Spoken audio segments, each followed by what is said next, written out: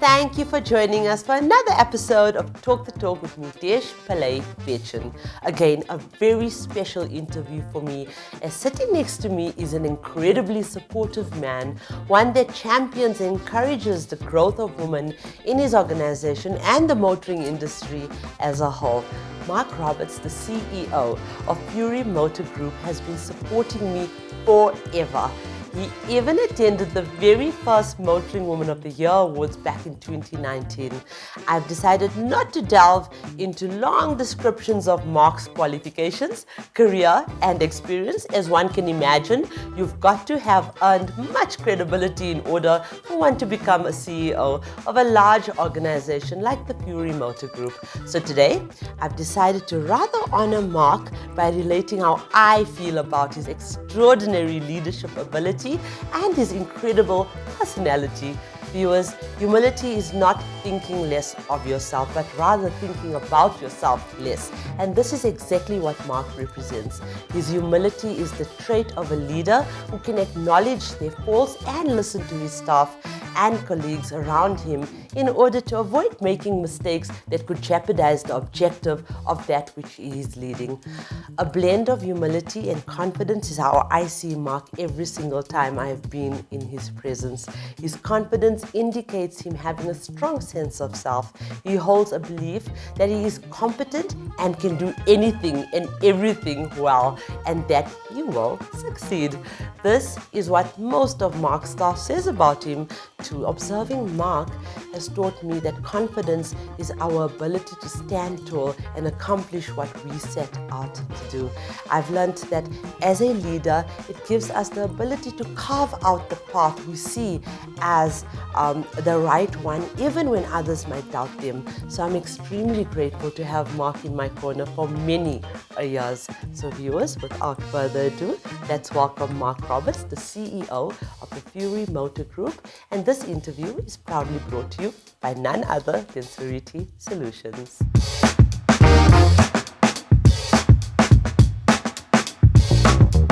Hello, Marq. How's it, Desh? Thank you so much. That's a very flattering introduction. But it's quite true. Embarrassing. It's true though, right? It's true. You've been in my corner from the word get-go. No, certainly. And I think the projects you've been involved in have been fantastic and really worthy of support. So, and well done to you for having grown the Women Talk organization as brilliantly as you have. I mean, it's fantastic to see what you've achieved over the last few years. I can retire now. I'm done. That validation means so much to me, Marq, especially, as I said, I could delve into your qualifications and what you've achieved over the year. How many years has it been?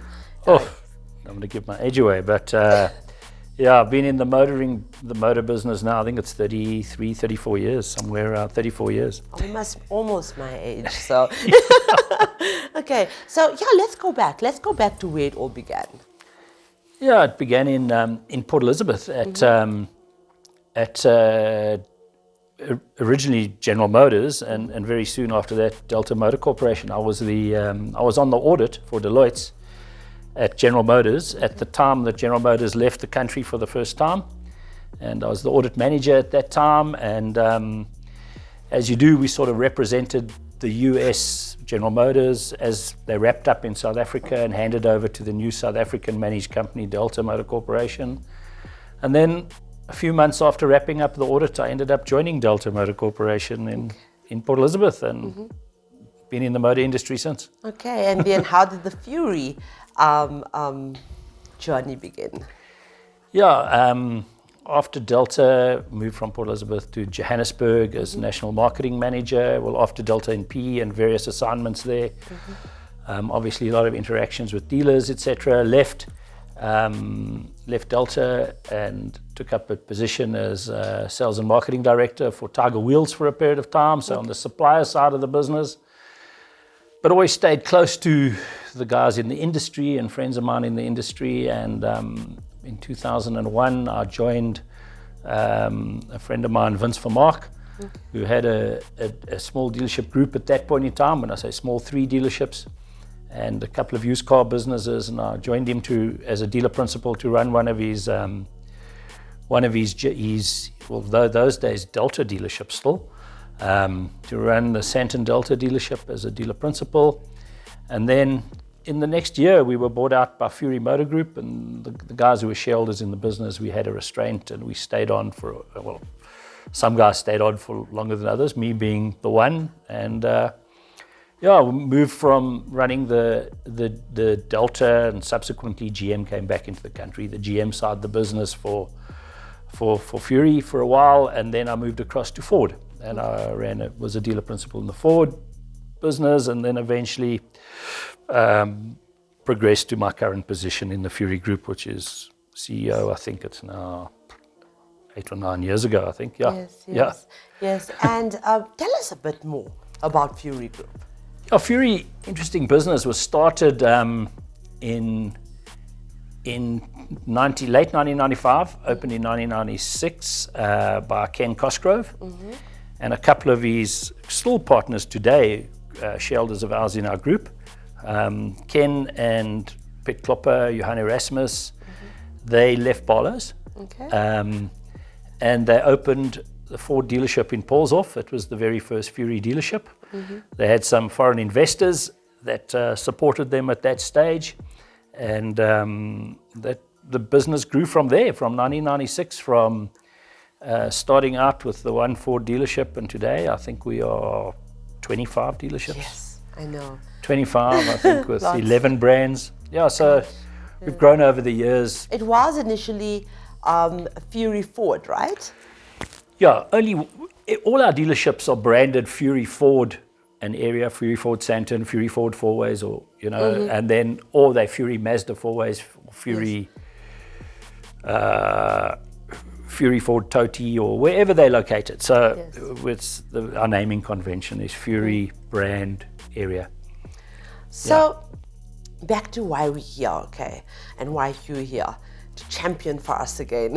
You have plenty of women in management positions, and you're a great champion, as I said, for women empowerment. Why so?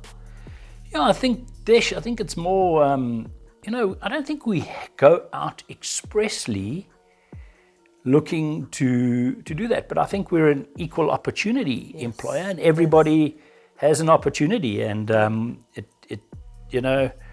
obviously ladies and women growing through the motor industry, it's been such a male-dominated environment for so long. But there's certain qualities that women bring to an organization in terms of, as businesses have become, as the industry has become more professional, more attention to detail, etc. I think more and more women have emerged from within the industry, and then more and more women, as a result, are being attracted to the industry. Yes. And we're busy right now. Next month we're making another lady dealer principal appointment. Oh wow! I can't wait to have her in this seat. Can't wait. So, Marq, you have a very unique way, and as I said this earlier on, I love your leadership skill and qualities and values, and I think that ties a lot into what we're discussing right now, women empowerment and not recognizing people by their body parts, but their capabilities are more important. And I'd like to know, why so? Why do you have this unique way of approaching business? I don't think we're necessarily unique. I think there's... You are unique, I don't think we're necessarily unique, but I think there's some things we like to, from a group point of view, that we think are maybe parts of the Fury DNA and the Fury culture. I think we're informal. We're informal business. We like to think that empower people to make decisions.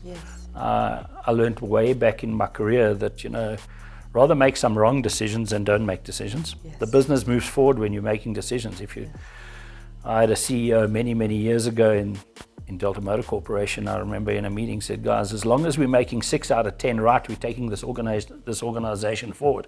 So just make the decisions, So I think we have that way. We are very, as I say, an informal structure. We're not corporate. We like people to feel empowered, get on with getting the job done, and not too much pomp and ceremony or hierarchies, etc. I mean, everybody is your colleague, no matter what their role is in the business. So, Mark, as I said again earlier on, you were at my very first Motoring Woman of the Year Awards function supporting us. And I mean, what's your advice in keeping your staff happy? Because the reason I got in contact with you in the first place was because of your staff, because of the likes of Portia More and Asoka Mudley, and they speak very highly about you. And what is your secret in keeping your staff comfortable, happy and passionate, so much so that their loyalty becomes unquestionable? They're very loyal, I must say, and very dedicated. So what is the secret? Yeah, it's great to hear that, and I mean, Soka tells me we get calls from people who say they're in the industry and they're looking for a position and they're looking to work for a company like Fury. And I think that's not necessarily only myself. That's the way that our company has developed over the years. We're not a big motor group. We're a small to medium-sized group, and we recognize our place in the industry from that perspective. But I think what we celebrate success. We recognize people who achieve. Yes. We like to think that there's always promotion opportunities for people. Yes. And I think we spend a bit on the community, a fair share in the community, in community projects. So a number of people like to be associated with that kind of business. Yes. And that's just as we see the way things should be. Yeah. So I think that giving people opportunity, treating people fairly, but demanding performance. People know where they stand. Yes. And I think that's been a Fury way before my time, and something I've just carried on. Yeah. Yes, and I know that with Fury, and I've identified that with my relationship with most of the women, there are no gray areas. It's black and white. So it's straightforward relationships and empowering Absolutely. Yes, and I love that about you. Mark, what is your greatest fear? I have to ask you this question. And the reason I ask this question is because people are faced with the fear of the unknown at the moment, and that's because of COVID. So I want to know, what is your greatest fear and how do you manage that fear? Yeah, look, I mean, I think fears, if I think about a fear, one of the things that I don't like heights. I've got a fear of heights. Okay. But I mean, I think more in business. Yeah, I think the biggest fear, it's not supposedly a fear, but I think is you don't want to miss opportunity. There's always opportunity, and there's so much that you could, opportunities you could miss, and that's something that maybe keeps you awake at night. Is it, what have I missed? What haven't I been awake to or on top of? Yeah. Yes. So you haven't missed this opportunity, okay? You've jumped on this bandwagon from the beginning. So, and this is a great opportunity, just so you know. Mark, what are your ideals? Yeah, I think that difficult to say, what your ideals are, but I think you've got personal ideals and business ideals, and the personal ideals are just happiness. Yes. That's really, I think, what we should be striving for. It's not about material things, Absolutely. about being happy with yourself and being able to look at yourself in the mirror, and say, well, you aren't such a bad guy. You can live with yourself. That's probably the most important thing. Business is success really in business is your ideal. Yeah. Well, I'll verify that he's not a bad guy. He's an awesome guy. So, you know what? You're talking about just not being a materialistic person, or just us focusing on the important things in life is what resonated with me when we had our first conversation, and that's what connected me with you. So I'm going to ask you, how do you define success? Because let me just elaborate a little bit on this. I just believe that people right now, we are so dedicated, and I always say this, dedicated more to our lifestyles than our lives. And I just feel that, success should, I feel, this is a personal feeling, that success should not be defined that way. What's your definition of success? Yeah, I think, if you can feel, and just from a personal point of view, the most successful you feel is when you see people achieving, and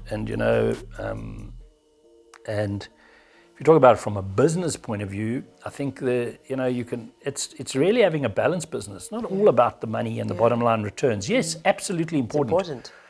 To look after shareholders and be really successful as a business, but it must be a rounded and complete business, a business that's developing people. I think that's probably the greatest sense of achievement that you have when you see, and our industry's got some amazing stories. I hear through the industry and of people development, and we've got some amazing stories in our group of people who've been developed through the business. So, and that probably gives you the sense of a complete business, a business that's actively involved in the community, contributing to the community, a rounded, well-rounded business, that ethical business, a respected business, is when somebody refers your dealership, to their friends, then you've succeeded. Yes. Okay. Yes. Then you've succeeded. So, I think that's really, from a business point of view, success. Yes. It's got to be a rounded, complete business. It's a very fulfilling feeling to be referred to someone. Yeah. It is. What was your most satisfying moment in business? That's a difficult one. After 34 years, just point out one. Yeah, look, I think we've had there's been lots of ups and lots of downs, But I mean, way back in my career as a marketing manager in Delta, we won 2 Cars of the Year in a row. Quite involved in putting those projects together. That was very successful, great moments back then. Obviously, in the retail motor business, the number of times we've been able to win bids to open a new brand in an area. Yes. Those are the sort of things that we've been able to open a new dealership, move into new areas, conclude a deal, take over a business where somebody's retiring, keep that business going. Those are really satisfying moments, Okay. Yeah. And has there been a certain person that has inspired you through your career? I often talk about the likes of Brand Pretorius. And, I look up to that. I need to get him into the seat. Yeah. But has there been that person for you? Look, I think over the years you meet a number of people. I've worked for some great leaders, and Brunt is somebody that I haven't worked for, but I've read his book and listened to him in a number of seminars, and I've listened to a number of speeches he's given. Certainly an inspirational guy. And then there's been some leaders I worked for back in Delta Motor Corporation, a great bunch of guys who took on the challenge of turning around a very bankrupt General Motors into a very successful South African business.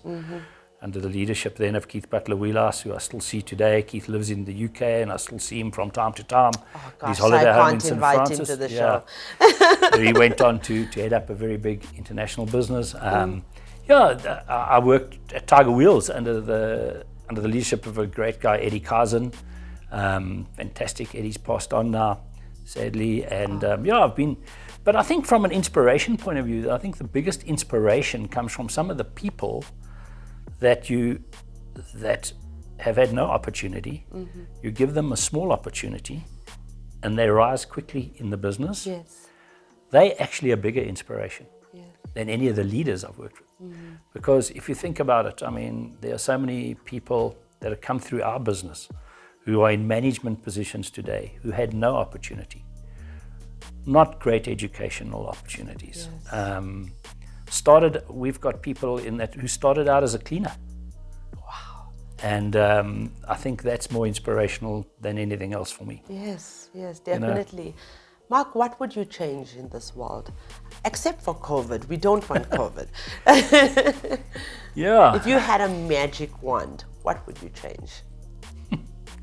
A lot, I suppose. But yeah, what could we, look? I think the most pressing things for us right now,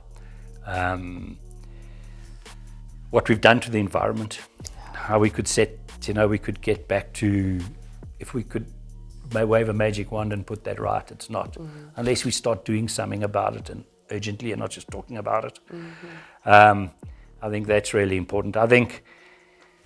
I think when you look around the world and you see the conflict, I mean, if we could just get people to be more tolerant of each other, Yes, religions, respectful.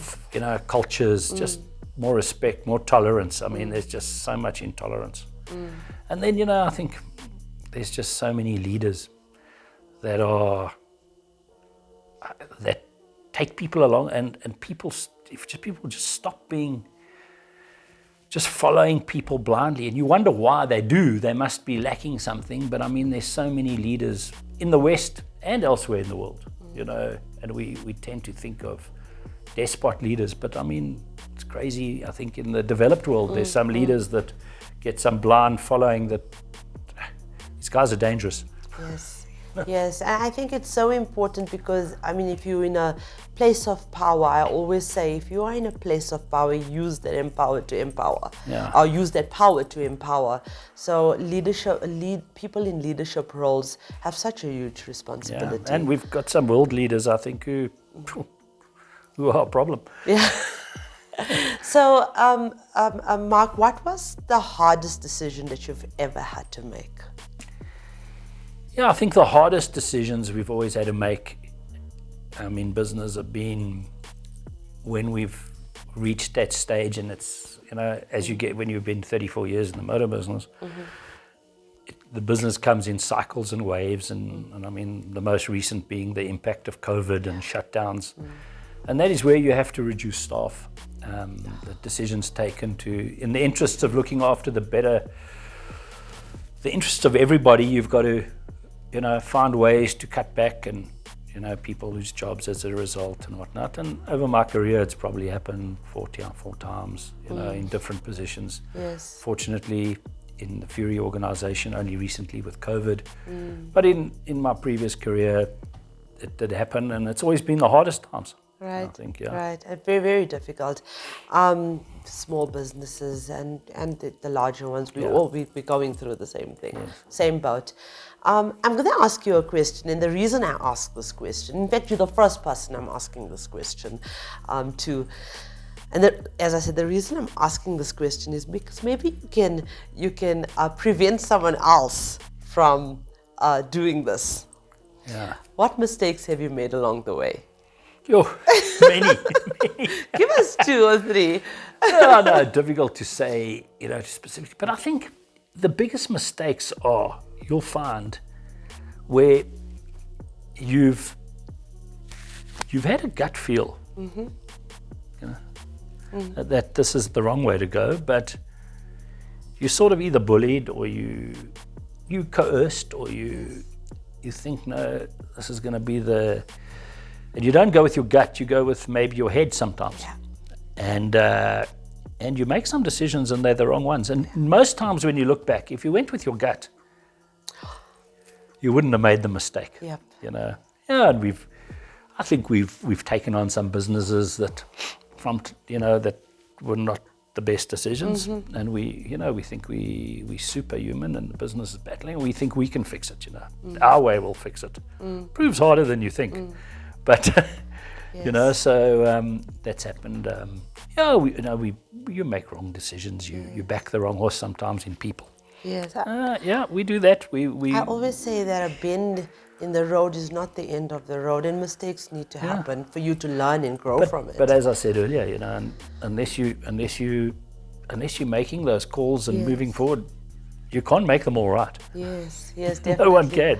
And I always say to my kids as well, if you're feeling uncomfortable with something, you're growing.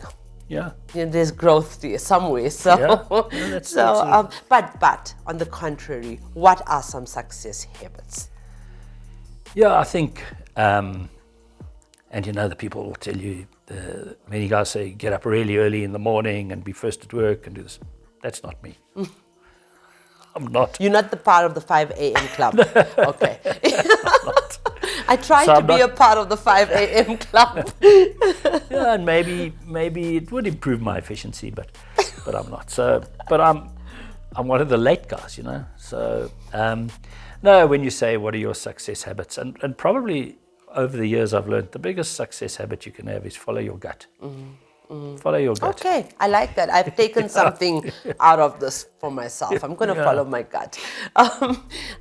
So, Marq, who's Marq? Who is Marq Roberts at home? Yeah, look, I'm firstly a husband and a dad. It used to be maybe a dad and a husband, but my sons are out of the house now and, in their own careers, etc. But I see a lot of them. Family, very important to me. Yes. Sport, very important to me. Yes. Still actively play hockey. Very keen golfer when I can. So golf is a non-contact sport, which you can do right now. Yeah. Hockey, not so much. I'm actually just avoiding playing. My team that I play with on them, and they're still playing. I'm being careful and staying away from it at the moment. Yes, absolutely. My wife enjoys playing golf, so I enjoy playing golf with her. I'm not a good golfer. My golf seems to be it's got worse over the years, I think. The harder I try, the worse I get. But anyway, but I enjoy it. You are a pretty calm guy, okay? So literally every time I see you, it's like Marq is on comments. So I don't know, I can never even picture you or imagine you being angry, okay? But I'm sure you have ways in which you can control your anger. Can you share some of those methods with us? Yeah, it's difficult to say. And I mean, sometimes I think we all have times where it's difficult. But I think the biggest lesson I've learned and what I try and we're in a volatile business, the motor industry, and I think it's improved over the years, but the lesson I've always imparted to our dealer principals and our management is, before you lose it, just listen. Just listen and then think before you speak. Because, once you've said it, you can't take it back. Yeah. Just think before you speak. And no matter how angry you are, no matter how angry you might be and how frustrated you might be, you'll always regret saying the wrong thing. So just think before you express yourself and all your inner emotions. So I think that's just listen, deep breath, think about what you're going to say. Not always easy. I'm sitting here thinking the exact same thing. Not always easy. But I will definitely practice that. That's just listen, think, and then respond. Yes, you're right. You can't take it back, right? Yeah. I mean, once it's out there, It's out there. So you know that one of your ladies, Asoka Woodley, won the Motoring Woman of the Year Awards, which is powered by MFC, a division of Nedbank. How do you feel about all of these initiatives? And I know you've already validated me and you've already endorsed me so many times, but tell us now, how do you feel about all of these initiatives? I think it's really exciting, and I think there's so many ladies out there I'm obviously in the industry. We talking a lot, or we're coming across a lot of people in the industry who are fellow dealers, other groups. We see them at OEM conferences and that sort of thing. So I think that what's important, what you're doing by recognizing, and we're really grateful that you've recognized a number of our ladies. Portia first, and then Asoka. With your awards, I see more and more ladies, at these functions. I see more and more ladies in management positions and senior positions, and I think the more you recognize people and that you give people this platform and opportunity to be recognized, the more you're going to attract to our industry. Yes. And I don't know another industry doing a similar thing. No. So yeah, I think, credit to you. I think it's a fantastic initiative, because I can't think of another industry doing the same thing. There isn't. I certainly don't. So Isn't. very unique, and I think great opportunity for all the ladies and the women in the industry to be recognized. Thank you so much. Thank you, Marq, for validating what I do here every single day. I actually love talking, you know that. So I don't work a day in my life, because all I do is talk, and I love talking. Love what you do, and you'll never work a day in your life. But Marq, again, thank you so much. I appreciate you. I appreciate your support.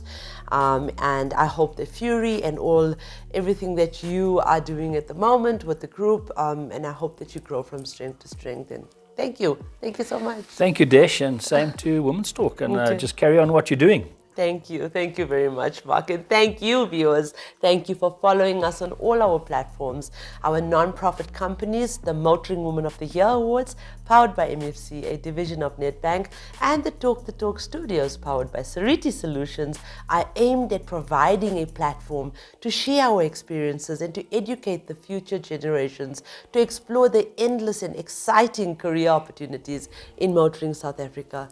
Please subscribe to our YouTube channel, Women Talk, and please don't forget we have thousands of vehicles on sale to choose from countrywide on our vehicle listing portal at www.womentalk.co.za. And remember, viewers, we only advertise for trustworthy and reputable bank accredited dealerships. Ladies, great leaders like Marq prides themselves in empowering other women, and I guess that's one of the reasons I've asked Marq to join me in studio today. It's so important to share opportunities. We need to work together to promote ourselves.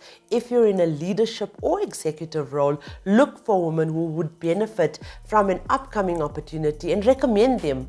Advocate for women with the decision makers. You don't have to be in a leadership role to hear about new opportunities. If you know a female colleague who would be perfect for the opportunity, tell her about it. Keep the communication channels open between you. Let Marq be an example, gentlemen. Encourage other women to reach for their dreams. We often hesitate, we question ourselves, and we let our lack of confidence hold us back. It's much easier for you to spot the potential in another woman than it is for her to see it in herself. Encourage women to put up their hands for new opportunities, to apply for promotions, to ask for training, to seek mentors. Hold a woman's hand when she wants courage, give her a push when she needs it, and keep reminding her of talents and abilities that she may have.